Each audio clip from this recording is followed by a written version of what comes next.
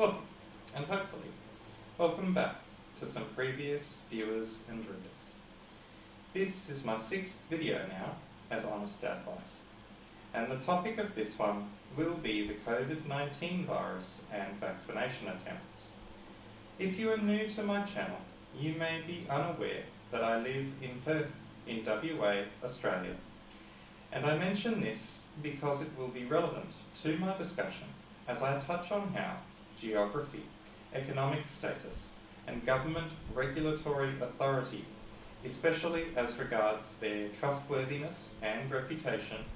all play into an honest and open discussion of current vaccination programs, the efficacy, safety, and utility of COVID-19 vaccines and vaccinations in general.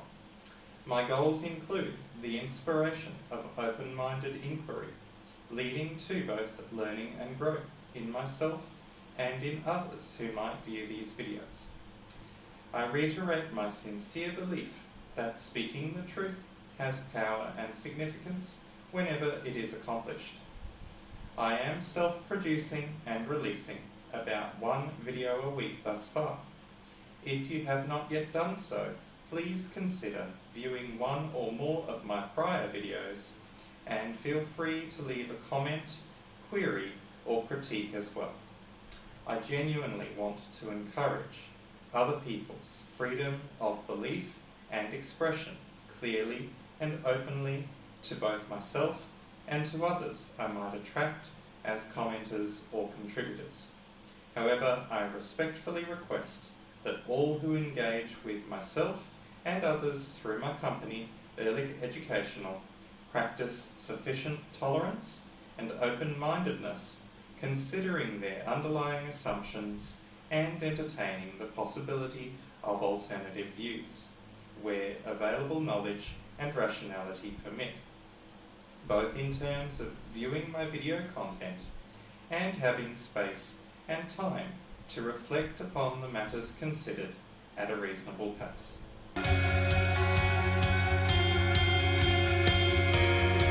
To begin this topic, I first want to state that I am not claiming certainty about all the issues to be discussed with regards to vaccinations. Indeed, this is a complex area, and I acknowledge humbly that I am not a medical expert, nor a qualified researcher or professional within the relevant scientific disciplines such as biology, genetics, psychology, or immunology. Nonetheless, to a level above that of the general public, as a university-educated science teacher at the high school level, I have a strong foundational appreciation of and interest in the basic arguments regarding vaccination efficacy,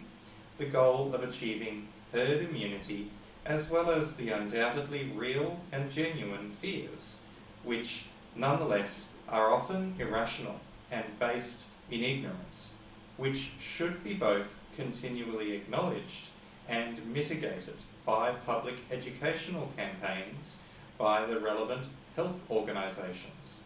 due to the complex history of over at least the past 300 years' use of vaccinations of varying efficacy, safety, and morality. Since the late 18th century, when Edward Jenner first popularised the use of inoculation with cowpox to protect against smallpox. I have personally noted that ignorance of the facts of immunisations in the context of science and medicine can cause irrational fears of harm due to immunisation itself, or fears that the side effect or effects could be worse than the potential disease or pathogen in question.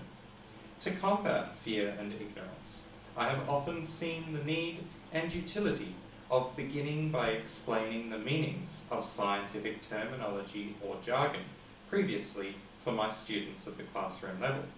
So, for any who are unfamiliar with the term vaccine as a kicking off point, the etymology or meaning is as follows. Vacca comes from Latin and means of or relating to the cow, while the suffix ine means belonging to or having the nature of, from Latin via French. This term's history relates to how Edward Jenner popularised the then experimental method of using cowpox, a relatively mild disease, to inoculate by injecting the biological material produced at sores on the skin by it against the similar but distinctly more virulent and dangerous smallpox infection. He used a 9-year-old child as a test subject, most likely without informed consent, as the child was the son of his employee, a gardener, though it can be argued that Jenner genuinely believed the risk worth the possible reward to public health, and as it turned out, a cowpox inoculation did provide effective immunity against smallpox even months later, which was, as I want to reiterate here, a much more serious illness with lifelong consequences, which it was certainly reasonable to risk infecting the boy with a likely mildly infectious agent to try to prevent. Moral considerations are not quite done there though, because it must be acknowledged that risk is required for knowledge, as the boy was, to my understanding, based on reading the US Centers for Disease Control, CDC, article on the topic, deliberately exposed to real smallpox after first being treated with cowpox. This would not be allowed today, but I maintain that the ethics of risking one person's health to save them and others in future was reasonable in that context of the late 18th century when Jenner was making the decisions with the knowledge and understandings of his era. It is also reasonable in general to take risks for the benefits of public health even today, as we remain limited creatures who are only so capable of anticipating future consequences of our actions in the present. To usefully speak on this topic, one must first understand the basics. The basic premises are those I cite, which are collated from straightforward internet searches, and links will be provided in the description below.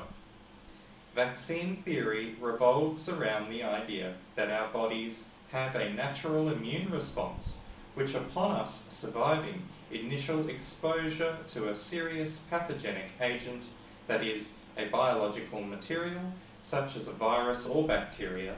respond by generating an advanced preparation for future possible infections by the same or similar pathogens. These preparations are much more targeted to the specific pathogenic material and defend effectively against subsequent infections, conferring immunity, or at least reducing the effects of repeated exposure dramatically to safer levels.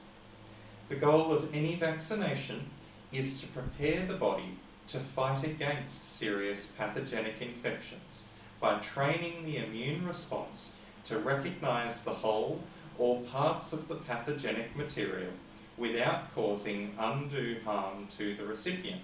and generally by providing inactive biological material, or in more recent cases, genetically engineered material designed to make the body create the parts known as protein markers of the pathogen in a non-threatening manner, and thus to train itself to fight against a real subsequent infection event.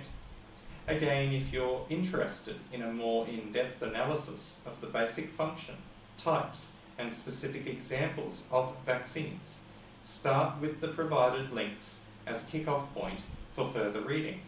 I want to state again that I love learning, that I believe all should be as educated as possible, and I am grateful for the abundance of information available. Yet I think that it is not good enough for it to be available alone. It must be consumed and processed in real people to do any good.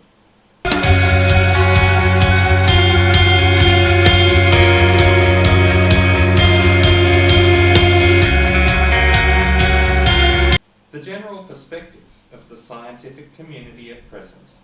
is that vaccines are an effective and necessary public health tool being used appropriately and with sufficient safeguards and minimised risks versus measured and significant rewards and benefits, both in terms of individual and collective health outcomes.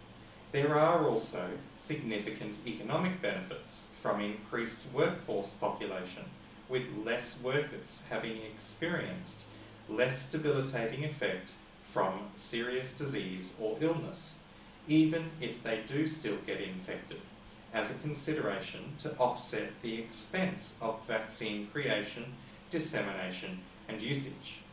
This general picture, of course, gets more complex when one seriously looks at and considers specific cases of adverse reactions to vaccinations, which are, in any rational, honest discussion, acknowledged as a non-zero and important factor for at least the individuals affected and their immediate carers and family. However, as in fears of autism or of microchipping being somehow a plot of demonic agents on Earth as examples, it is also the often ignorant perception with faith rather than evidence-based reason and rationality amongst a small section of the community that vaccines are generally unsafe, or that there are certainly ulterior motives, either profit-driven or secret motivations by a small conspiracy for social control or manipulation, and that these factors are somehow behind vaccine creation, distribution, and encouragement by governments and health organisations. I do not believe these things personally,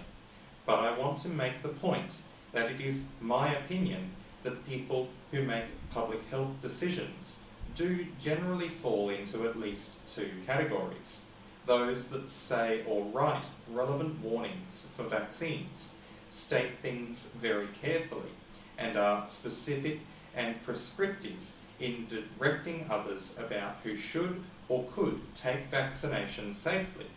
and those that should be more cautious, as for example, due to a history of diseases known to be related to weakened or suppressed immune function. In comparison to these, there are some who take a casual, laissez-faire approach to educating others in why things should be done, and either expect them to do their own research or perhaps more often take a coercive approach attempting to enforce compliance when reason and rationality have not even been attempted first. The former group is necessary and should be greatly supported,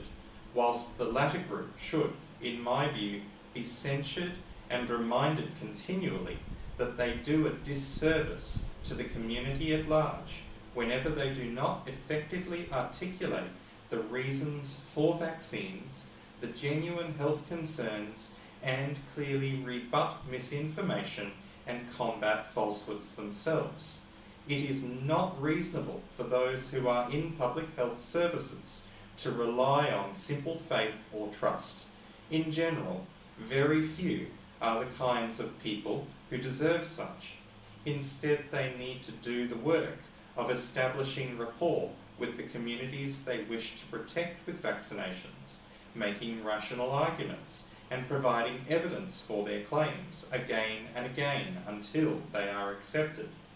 In my own case, I am still highly motivated to obtain the vaccine and am unconcerned about possible health risks compared to the COVID-19 virus itself.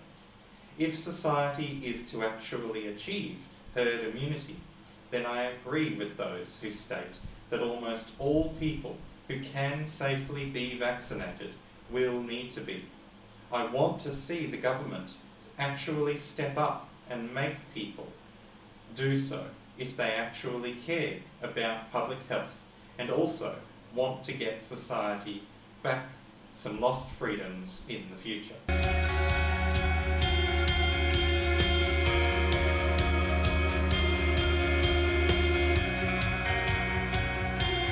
A secondary purpose of this video now is to outline some of my general observations on the issues related to the Australian situation since the COVID-19 pandemic was declared. In WA, we have been extremely fortunate to have had low numbers of COVID-19 in the population since early 2020. After the declaration of pandemic, WA has successfully reduced incoming arrivals from the rest of the country via land, air or sea, as well as managed inbound sea and air travellers from international ports with hotel quarantine style arrangements. Nonetheless, I say fortunate because there is always a non-zero risk of community transmission occurring undetected for some time in a largely still unvaccinated and not immune to this pathogen or virus population, which is connected to global travel networks. In the past month, this being recorded at the end of February 2021, WA experienced a 5-day lockdown, delaying the start of school by a week, as well as only now at the end of February and into the beginning of March 2021, beginning the planned rollout of vaccines from Pfizer, BioNTech to eligible frontline workers in medical or quarantine staffing contexts. Other Australian and international jurisdictions have been far more draconian in their lockdown procedures, and though at times this has been justifiable, as with early responses or where populations are densely packed with limited infrastructure, again in the Australian context, some state-based health responses have been harsher whilst simultaneously less effective than more targeted and less restrictive overall regimens. Particularly, I feel it instructive to contrast New South Wales and Victoria since 2021 began. I am, of course, genuinely curious what people on the ground feel, but if I lived in country Victoria on the Valentine's Day and Chinese Lunar New Year weekend, I would be very angry right now. For any unaware, there are very good critiques of the Victorian government being currently made by conservative media outlets such as Sky News and the Australian Christian lobby with regard to the massive overreaction of locking down all Victorian citizens to their homes, including required mask wearing indoors, and for 23 out of 24 hours each day for 5 days, economically smashing businesses and hospitality in particular at a potentially lucrative time of the summer season with very little cause, as the actual diagnosed cases of COVID-19 that the state was closed for were clustered in Melbourne, the capital city of about 10,000 square kilometres, while approximately 210,000 square kilometres outside this region were also adversely affected. If these sorts of overreactions will now become normal, then I would like to see the impulse put to good by forcing those who are willfully opting out of vaccinations to be forced to take them against their will in the interest of public health. If not, then why should citizens tolerate loss of freedom in less important matters? I also want to touch on moral issues related to the anti-vaxxer phenomenon. In the main, I do not believe it to be just, ethical or fair for the often wealthy and privileged citizens of developed countries whose populations have enjoyed the benefits of medical innovations in vaccination and other areas for multiple generations to be allowed to voluntarily exclude themselves from public vaccination programs, thus limiting possible benefits being conferred to, for example, migrating people from developing nations via herd immunity, or even more troublingly, allowing the return and spread of otherwise eradicated and potentially now more virulent or harmful pathogens, such as the aforementioned smallpox, which, though globally eradicated, remains in storage in various research labs and could conceivably be a component of bioterrorism in the future to people with compromised immunity due to their otherwise healthy and clean environments, and no vaccinations to defend themselves or their offspring. Should wealthy people simply be allowed to utilise their privileged positions to resist restrictions and controls that are being forced upon those who are, as usual, less able to resist coercion by government agencies due to a lack of resources and political power? I do not believe they should. If it is truly a public health concern, as I believe it is, and especially as civil liberties are being eroded elsewhere at the present time anyway, perhaps the opportunity has come for governments to make laws to force people to take vaccines that are proven to be safe and effective, and for the government to make clear that they will pay for the consequences of negative health complications of any individuals who are so forced, should they arise. Even more importantly, we as a global society need to come to compromise about the degree of any overuse of resources by few, the developed world, at the expense of the many in the developing world, to achieve a just outcome in terms of disease prevention, with balance being genuinely considered. One final ethical and moral point I will briefly consider is the use of aborted embryos in the cell line used either in research or production of various, including the previously referred to Pfizer-BioNTech vaccines. For any unaware, I am a Roman Catholic, and I feel it instructive to look at the official church response here, again cited in my description below. It basically boils down to justifying the taking of the vaccine based on the reality that others have already done the immoral behaviour which we cannot reasonably expect to reverse or mitigate by simply not taking the resultant product. In short, we are not condoning abortion in the present by taking a vaccine for legitimate health concerns which may have reliance on past abortions in its creation or development. I also want to make the point here that the most efficacious vaccine, it would appear, at least in the context of COVID-19, is made using this morally questionable methodology, while a perhaps less effective, optional alternative made without the problematic cell lines does exist. I won't be seeking to take it.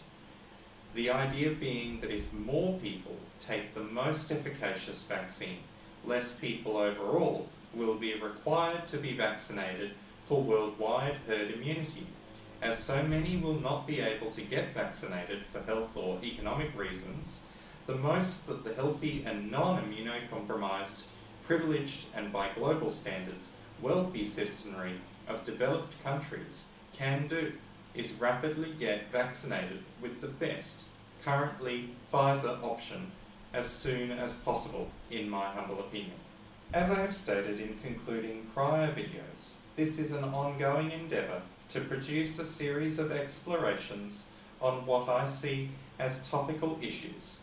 I remain open to generating lively discussion in the hope of real dialogue where exchange of views is done respectfully in the pursuit of mutual growth and development on all sides, myself included. I hope that this has been an intriguing and thought-provoking video,